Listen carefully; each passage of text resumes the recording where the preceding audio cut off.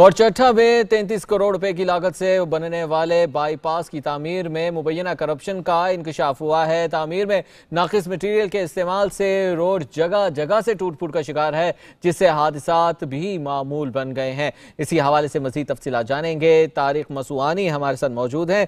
तारिक मसूआनी, आगाह कीजिएगा। जी बिल्कुल, मैं आपको बताता चलूं कि ये डेरा गाजी खान की तहसील कोट छुट्टा है, जहां पर तहसील कोट छुट्टा में ये बाईपास बनाया गया था जो कि भारी ट्रैफिक के लिए था। ये चेक एंड बैलेंस ना होने और नाकिस मटेरियल के इस्तेमाल पर जो है ना रोड अब जगह जगह से जो है ना टूट फूट का शिकार हो चुका है।